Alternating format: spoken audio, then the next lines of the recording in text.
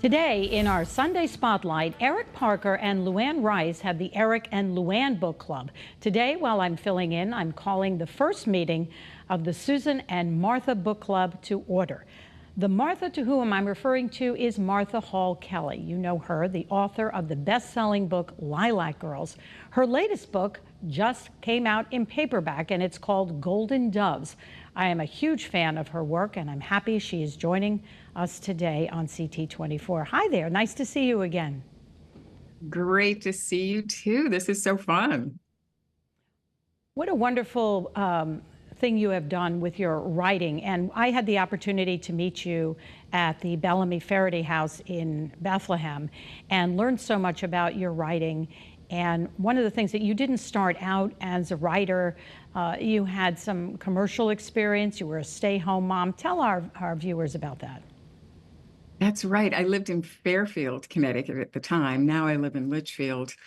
But I just took a trip up to the Bellamy Faraday House in Bethlehem, Connecticut one day just to see the lilacs. My husband said, I'll take care of the kids. And he did not have to ask me twice. I got in the car and went up and saw the beautiful garden and the lilacs.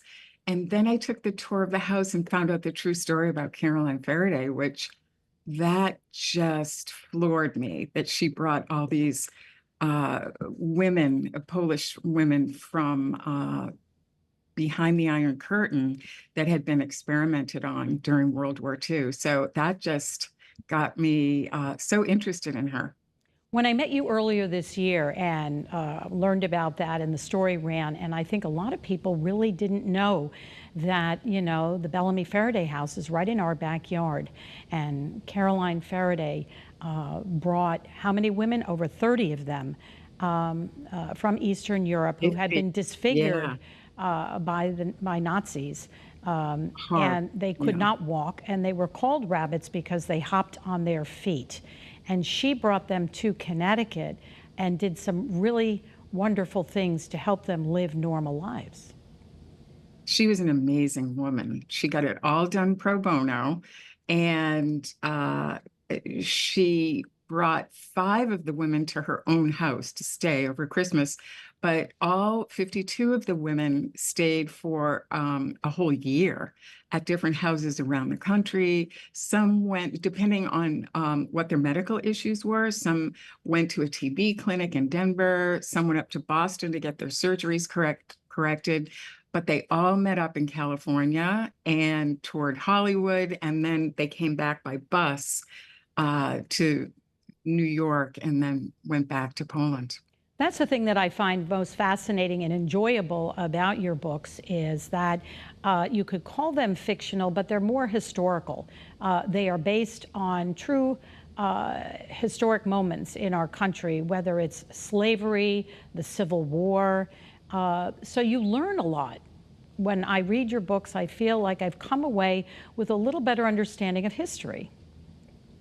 Well, that's great because that's my intention. I feel like, well, I love historical fiction, and I always feel like I'm learning something that I didn't know about when I read. But it also, as a writer, it gives you a kind of a skeleton to hang the book on, so you're not making it up 100%.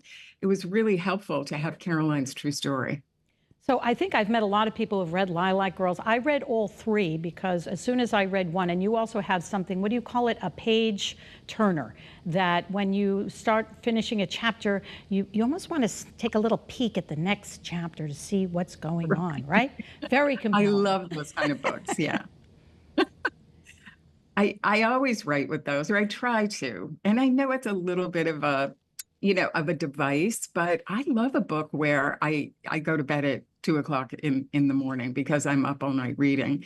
Unputdownable. I try to do that as much as I can. I know it's cruel. Some people will say, I just finished your book and, it was 3 o'clock in the morning, but it's like, it's an enjoyable thing too. Unfortunately, we're running out of time, but tell us quickly about your new book.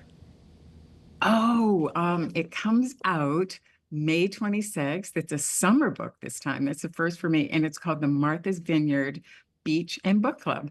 And it's inspired by my mother's life growing up on Martha's Vineyard and her book club.